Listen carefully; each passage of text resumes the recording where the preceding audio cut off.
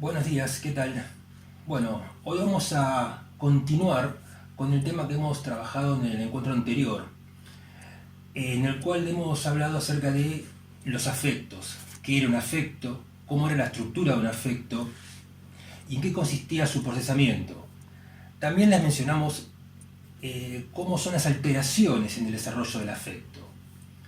Hoy queremos retomar este tema justamente y mostrárselo a través de un caso clínico, un caso de Isabel Lucioni. Bueno, tratamos psicosomáticas, Claro, ¿no? sí. No solo el afecto, sino las enfermedades Las afecciones psicosomáticas, psicosomáticas. que es donde Sí. más se evidencian las alteraciones en el Porque desarrollo del afecto. el síntoma psicosomático, por lo menos alguno de ellos, implica la deformación del afecto.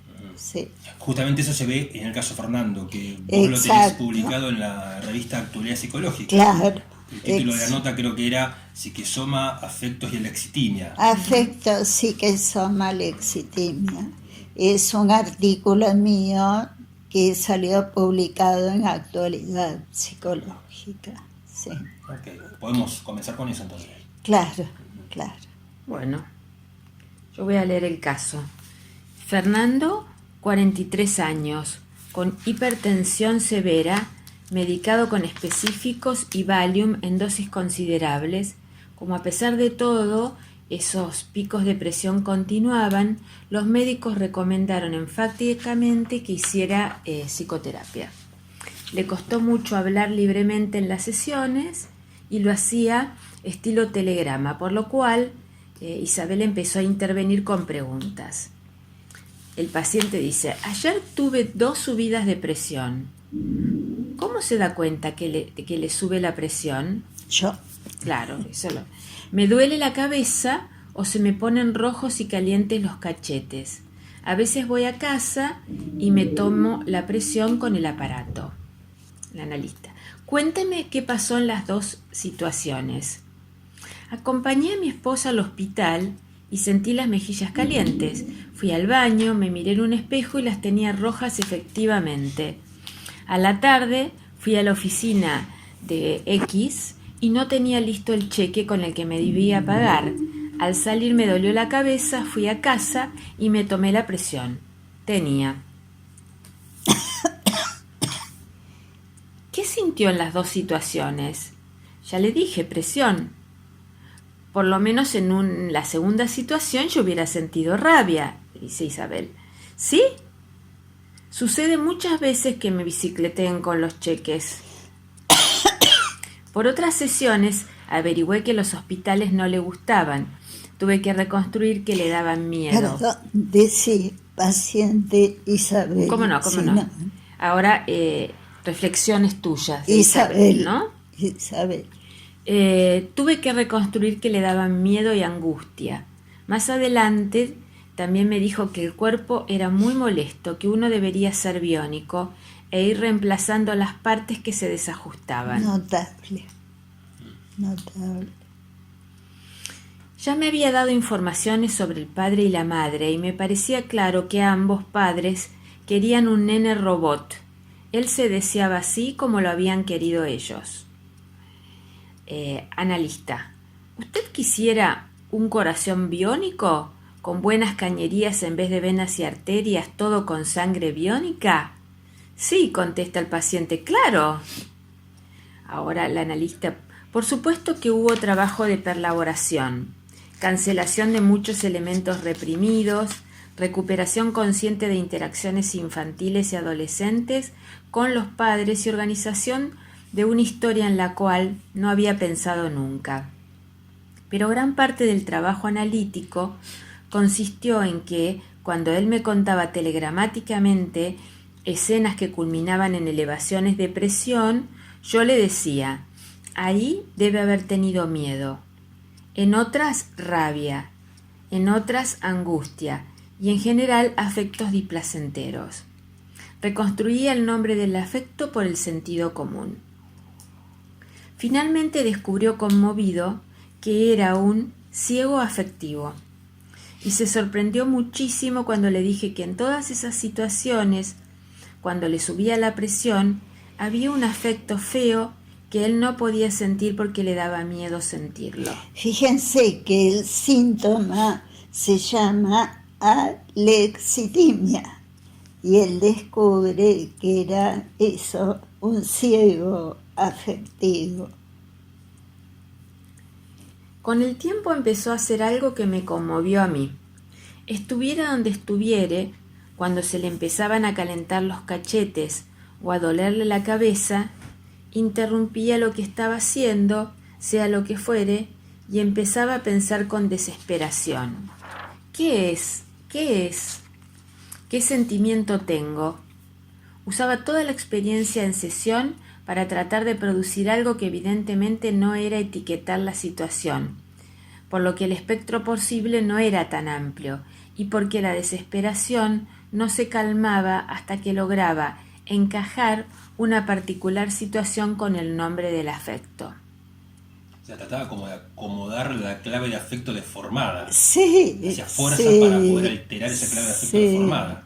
Primero de ponerle nombre. Sí. Isabel estaba pensando en la sobredeterminación de un síntoma, ¿no? Por un lado, la alexitimia como una defensa para no sentir esos sentimientos feos como vos le marcás. Por otro lado, el deseo de ser un robot... que deforma la clave de afecto, la alexitimia, ¿no? Sí. No, lo que descubrimos en el video pasado es no solo que es no lectura, que desde la psicología parece no lectura, es que es algo más, deforma la clave de afecto, la transforma en hipertensión. Claro, pero yo pensaba que además de defensa, a mí me parece que al desear ser un robot, obviamente no debe tener afecto, porque si hay algo opuesto al afecto, es un robot. Claro. Es su manera de encajar también en el deseo de su madre. Claro, ahí está el origen de que él sea alexitímico. Claro. Es deseo y defensa. Claro. Vamos a ver otro aporte de la Escuela Psicosomática de París, que yo los leí después de haber tratado pacientes psicosomáticos y ellos hablan de una depresión esencial. Sí. Es decir, Los casos de Pierre Martí. Claro, es Pierre Martí, la escuela psicosomática. O sea que este es un chiquito que evidentemente son padres que lo quisieron, pero lo quisieron mal, digamos, porque después mucha gente me ha preguntado por qué este paciente no fue psicótico, ¿no? Lo quisieron mal, lo quisieron robot, y se robotizó. Está como poco libidinizado. Sí, exactamente. Y los mismos padres eran así. Claro. Después llamó la atención también que hablaba muy poco al comienzo, ¿no? Contestaba con respuestas cortas. Sí. Y contaba sus, digamos, penurias telegramáticamente. Claro. Sí.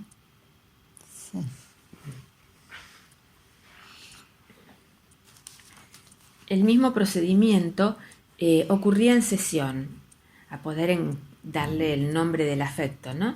Y al principio no estábamos seguros de que el alivio psíquico encontrado consistiera fehacientemente en un descenso de presión. Yo no veía variantes demasiado grandes en el color de las mejillas, ni él sabía establecer un punto en el que el dolor de cabeza cediera. Voy a tener que andar con el aparato de tomar la presión, dijo el paciente. El analista le responde, no, déjelo, eso sería demasiado biónico. Mire, prefiero que guarde el mecanismo en un placar y no le dé más bolilla. Resumiendo, la reconstrucción histórica de su vida fue muy bien conectada con la necesidad del recurso a la lexitimia, aún en una persona que se deseaba robot, pero para nada robótica, como las descripciones más duras que hacen algunos autores del paciente con estructuras operatorias, pero sí lo suficiente como para que la esposa lo haya definido así un día. Vos sos inteligente, pero como un tablero de ajedrez, cuadrado con cuadrados. Tanto el paciente como yo celebramos esta descripción conyugal como acertada, viniendo en un contexto amoroso y de reconocimiento. Eso es lo aparentemente contradictorio, porque la esposa era alumna mía y indudablemente lo amaba, estaba enamorada de él. Pero fíjense cómo lo describe. Sos un cuadrado con cuadraditos. Cualquiera pensaría, ¿por qué lo ama? Claro. ¿No? Pero lo amaba. Quiere decir que él algo producía de ternura. A mí también me producía ternura sobre todo cuando empezó a decir, ¿qué me pasa? ¿Qué me pasa? Y entraba a los bares cuando sentía los cachetes colorados. Entraba a los bares acordándose del análisis y decía, ¿qué me pasa? ¿Qué me pasa? Tengo rabia. Entonces, me producía ternura, sí, claro. Sí. Era un robotito tierno. Tierno, sí. Efectivamente, el paciente tenía muchas cosas cuadradas, entre comillas, y como cajoncitos, que en gran parte fueron las que percibí como telegramáticas. El analista le pregunta, hábleme un poco más de la operación de su hijita. Paciente, ya le conté cómo fue lo de la operación. Analista, sí, bueno, trate de contarme detalles que se le ocurran aunque a usted le parezcan tontos. Paciente, ¿pero usted cree que así vamos a bajar la presión? El analista le contesta, sí, lo creo, mire, más Valium no puede tomar, hagamos la prueba.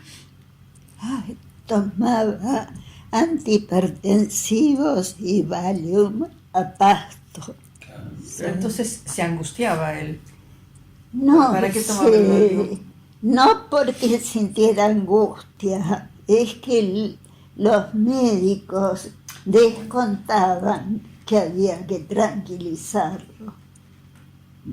Y tal vez el Valium actuara, sobre la clave de afecto. Claro, los médicos descontaban eso, claro, aunque bien. Él no sintiera. Está bien, pero estaba, en la parte orgánica, claro, la clave de afecto actuaba. Claro. Los médicos constataron que en 4 o 5 años de análisis los picos hipertensivos habían cedido. Tuvimos que finalizar antes de lo que me hubiera satisfecho totalmente, pero de común acuerdo por problemas económicos insalvables del paciente. Al año de finalización de análisis me llamó para saludarme. Las cosas seguían bien, es decir, los afectos continuaban apareciendo en su lugar. Cosas muy parecidas sucedieron en análisis de otros hipertensos, asmáticos, ulcerosos y en un solo caso de persistentes contracturas musculares en una joven de 30 años también medicada con Valium. ¿Qué había sucedido en su vida y en esa parte de su vida que fue el análisis? La familia de Fernando, el paciente descripto, no daba ningún lugar a la existencia de los afectos. En la mesa estaba prohibido que los chicos hablaran y los padres hacían algunos intercambios siempre referidos a las mercaderías y a los problemas del pequeño comercio que regenteaban. Un almacén. El cuerpo tenía presencia solo como enfermedad, y un día, en el que al futuro hipertenso se le ocurrió dormir boca abajo cuando tenía 5 años, casi se muere del susto al sentir en el silencio y la quietud de la noche el palpitar fuerte de su corazón, y dijo: creí que tenía un animalito ahí en medio del pecho. Si esto lo asustó, ¿cuánto más no pueden haberlo asustado emociones violentas y negativas que tienen como primer espacio el cuerpo? Isabel, susto tenía, miedo sentía. Sí. Como un sentimiento Sí. malo, negativo, como decimos. Sí, Eso sí, lo sí. tenía. Concordante todo esto con la incapacidad de la familia frente al procesamiento de los afectos. Alguna vez, acá hay una referencia a lo que hablabas antes, ¿no? Alguna vez me preguntaron por qué este sujeto no salió psicótico. Supongo que porque los padres no odiaban su percepción ni su autonomía intelectual y subjetiva. Él podía desarrollarlas, pero sin molestarlo respecto a los asuntos verdaderamente significativos en la vida, como las variantes de precio de las mercaderías. Hacia la mitad del análisis me dijo un día: a mí no me educaron, me amaestraron. Uno de los juicios más certeros que emitió sobre la marcha de análisis fue decirme que recién, con las sesiones, él sentía que había aprendido a hablar. Notable. Sí. Desde muy chico desarrolló asma y después de una pubertad más o menos asintomática, desde los 18 años, según pudimos reconstruir, empezó a hacer las hipertensiones. Una familia es siempre sostén de una sociedad y correa de transmisión hacia ella. Al no atacar estos padres agresivamente la subjetividad del paciente, fallaron, sin embargo, en proporcionarle restos perceptivos directos en la tramitación de los afectos. Hubieron fallas en la función parental de contribuir a la función alfa, pero no lo encerraron en una ausencia de referentes libidinales que en el psicótico solo puede llevarlo a la creación de algún pensamiento delirante primario. Esa es referencia a Pierre Olañez. Sí. Las alteraciones de tramitación en un nivel en el que no ha quedado dañado todo el estrato no condenan necesariamente a fallas decisivas y desestructurantes en la tramitación. Es decir, concretamente, yo creo que los padres lo amaron. Como gallegos podían. brutos. Como ellos podían. Claro. Sin mucho comercio efectivo. Robotizándolo. Por lo menos sin mucho comercio efectivo complejo. Sí. Me llama la atención eso de que los chicos en la mesa no hablaban, o también Claro. en ciertas épocas que comían en otra mesa, Sí. siendo chicos. Claro. Entonces claro. es de una desconexión Claro. emocional en el vínculo. Probablemente vínculo había, de otra índole. Sí, yo me acuerdo de mis abuelos asturianos, que son celtas, son del norte de España, muy distintos a los peruanos. Y ahora que soy grande, me doy cuenta que no querían, pero no eran mimosos como los peruanos, ¿me explico? Uh-huh. Entonces, ahora me doy cuenta que cuando nos daban tremendos tazones de café con leche y pan con manteca, eso era el amor, Claro. pero no nos acariciaban ni nos alzaban. Pero estabas en su cabeza. Eso. Pero esto me parece mucho más que lo que contás, porque me suena un poco fuerte la palabra amor con respecto a padres que lo que necesitan que su hijo sea un robot desafectivizado, y en última instancia que se desarrolle, pero Desde con desinterés luego, de los padres. hay distancia con mis abuelos asturianos, Claro. pero eran dos gallegos brutos, me explico, Sí. Claro, pero pendientes de su almacén. ¿Y por qué no salieron psicóticos? Salieron psicosomáticos. claro, no sé si había desinterés. Sí, no había Poca desinterés. claro, poca provisión de elementos, de contacto, de Sí, intercambios, sí. Los criaron lo mejor que pudieron. Sí, seguro. Sí, no creo que no los amaran. Eso es lo que creo. Porque él amaba a su hijita y amaba a su esposa. Entonces, ¿de dónde salió su capacidad de amar? Es extraña la crianza sin ese contacto que uno podría decir óptimo, Claro, con la criatura en la cual se transa Claro. emociones y se da lugar a emociones también. sí, Eso mucho me más llama complejas. mucho la atención, ¿no? No propiciaron en ningún momento el desarrollo de los afectos. Bueno, por eso salen psicosomáticos, Sí, bueno.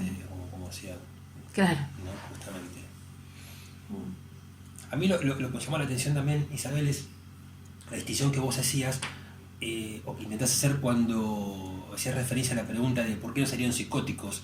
La relación con el cuerpo, en el caso de tu Sí. paciente cuando contaste que estaba a los 5 años acostado boca abajo, ¿no? Sí. Es como, a diferencia de un aparato psíquico psicótico, es como una extrañeza por momentos del cuerpo. Sí, No sí. es una falta de contacto. No, con el porque cuerpo. le cambiaron los pañales, lo bañaron, pero hay una experiencia que ahora va a leer Graciela, de desconexión con el chico. ¿Me explico? No es que le hicieron tener experiencias a las que llama Winnicott de como cuando ¿De derrumbe? de derrumbe, pero yo creo que le cambiaron los pañales, lo bañaron y que ahí hubo Sostén, manipulación. sostén, manipulación, pero con alguna distancia que le hizo tener distancia de Que a la su criatura le cuerpo. complicó, le dificultó la tarea Claro. de hacer, también como decía Winnicott, una residencia psicosomática. Claro, que él se asuste de su corazón y que crea Eso. que es un animalito y que no pueda decir, mamá, tengo un animalito. Sí, está mostrando una distancia y una falla paterna-materna. Me Pero parece un desconocimiento importante, ¿no? Sí. Confundir Ah, eso creo el que sí, corazón sin con duda. un animalito. sí. Bueno, desconocimiento que también tenía respecto de los afectos, porque además tuvo asma desde muy joven y la hipertensión era de los 18 años. Es muy Pero temprano. van a ver porque desde el asma que se le fue hasta los 18 no tuvo psicosomática. Van a leerlo. Es muy gracioso.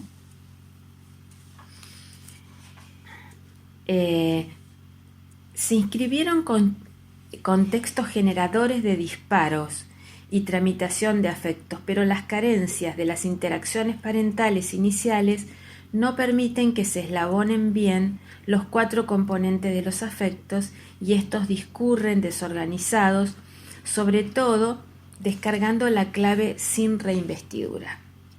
Esta es la Clave de lexitimia. afecto, les recuerdo, que es la descarga somática.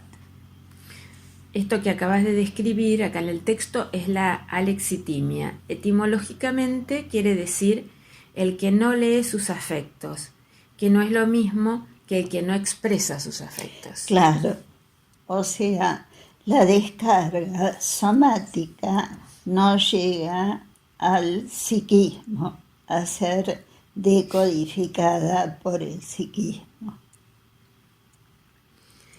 La etimología debe ser entendida en el sentido de que leer es tramitar y no simplemente expresar. En ese sentido significa lo que siempre significan las lecturas, ya sean las de un paisaje o las de un libro, procesamientos interpretativos.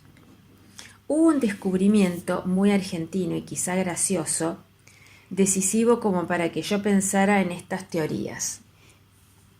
Dije que hubo un periodo de 3 años en su adolescencia, entre los 14 y los 18 más o menos, en los que no hubieron ni asma ni hipertensión. Esto es genial. A mí me dejaba estupefacta y no lograba relacionar ese periodo de gracia con ningún evento histórico familiar ni intrapsíquico. Un día, habiendo salido ya de los telegramas, me estaba contando experiencias adolescentes. Describió pormenorizadamente las vivencias de la cancha. Tiembla el cemento, salto y agito la camiseta y grito hasta que me duele la garganta, dijo Fernando. Yo, la analista, no podía reconocer a mi paciente en el relato. Le pedí más detalles y efectivamente se transformaba en un energúmeno como tantas personas en la cancha. Era otro. Otro. ¿Y no lo reconocías? No.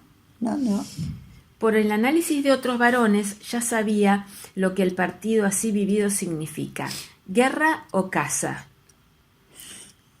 Hablamos de los enemigos así vencidos, el sudor como sangre que empapa las camisetas banderas, la exaltación y plenitud cuando el adversario muerde el polvo y uno los puede gozar, una cita del paciente, ¿no? Odio, deseo de poderío, exaltación del sadismo, todo eso había permitido la cancha hasta que su terapéutico cometido cesó. Cuando el paciente se puso de novio, cercano a sus 19 años, como se sabe, las novias y esposas son rivales del fútbol, con lo cual sus magnas cruzadas terminaron. Pero comenzó la hipertensión. Se puso de novio y empezó la hipertensión. Claro, dejó de ir a la cancha en realidad. Dejó de ir a la cancha. Pero justamente todos los afectos que vos relatas son afectos vinculados a la agresión, al odio, que era lo que él tenía miedo. Emoción Al poder masculina. de uno sobre el otro. Sí. Para mí, decís vos, en el texto, toda su vida encajaba ya con precisión en una historia congruente. El preconsciente del yo RD estaba desvitalizado, pero no desestructurado por fallas constitutivas que dañaran a su organización. La estructura total de los afectos pudo ser reconstruida. Aunque la lexitimia operó fundamentalmente contra los afectos displacenteros, la calidad del amor varía también al reordenarse la conexión clave y representación. Si cuando iba al hospital acompañando a su esposa, en vez de que le doliera la cabeza, él podía decirle a ella: «Qué miedo tengo de que te operen», la calidad del amor que se reconoce como origen del miedo evidentemente cambia. Y las relaciones también. Obviamente, para poder decirlo tenía primero que sentirlo, apropiarse mentalmente de la clave con todas las significaciones simbólicas de las que dispone el aparato psíquico. Pero para eso hubo que perlaborar, como en cualquier análisis, una historia de interacciones infantiles con los padres y reconstruir los contextos de falla metapsicológica, cancelando represiones y suturando disociaciones. Las alteraciones respiratorias y los cambios en la presión sanguínea son parte de la clave normal de angustia. Me parece claro que los afectos demandan significaciones, experiencias individuales, procesamientos subjetivos de esa experiencia de clave, que es el recuerdo de las especies y que se descarga aún en sujetos anestesiados mientras exista la amígdala cerebral. Una vez producida la lexitimia, lo que no está claro es por qué la descarga de clave se deforma, concentrándose en un solo factor de clave y el motivo de esta elección. El ataque de pánico descarga toda la clave, como una general claudicación del yo. Después ya vas haciendo un cierre, ya está. A propósito de lo que contaste recién, lo de la cancha. Qué pensás? impresionante. Sí, tal cual. ¿Qué pensás? ¿Por qué en la liberación de los vínculos relacionales más inmediatos, por lo menos, o sociales, como el caso de un proveedor que no le pagaba o que lo pateaba con el cheque, porque fuera de eso, liberado en la cancha, podía el desarrollo afectivo encontrar una clave de afecto más acorde y que no le genere hipertensión? ¿Por qué la descarga no se alteraba en la liberación que tenía en la cancha de fútbol? Sí, porque la cancha es una guerra. No, queda claro, no se entiende, pero digo, qué loco el cuerpo. ¿Por qué en unos momentos deforma no la es clave? el cuerpo, es la mente. Llegaba a la conciencia, claro, sentía el afecto. Pero se altera, por ello lo que me llama la atención es lo siguiente: se alteraba la deformación que se había establecido en la porque lexitimia. la cancha te permite ser el macho agresivo que tenés ganas de ser, y en sociedad él no podía ser el macho ahí agresivo. se deformaba la clave de afecto. Claro. No podía ser el macho agresivo, pero no podía ni siquiera enojarse por algo que merecía, que era que le pagaran los cheques. No podía enojarse porque era un en el fondo tenía un macho agresivo, feroz. Que para él aparecía como descontrolado. Que solo aparecía en la cancha. Esa es una de las cosas que trabajamos, y fíjense cuánto nos da para entender el comportamiento de los varones en la cancha y lo que significa el fútbol y por qué no se los puede controlar. Otro paciente, muy modosito, él, un caballero inglés, también me contaba la vivencia de cancha y me decía: licenciada, usted no entiende lo que es, tiembla el cemento. Unas vivencias de tribu impresionantes. Entonces, tenemos que entender lo que es la testosterona liberada. Entonces Fernando también tenía mucho miedo al descontrol de sus afectos. Pero por supuesto, ¿qué es lo que le pasaba en la cancha? Ya les digo, es la testosterona liberada. ¿Qué es lo que trabajamos? Le digo, qué bomba de agresividad que tenés, que la pudiste liberar en la cancha. Por eso te debe dar miedo.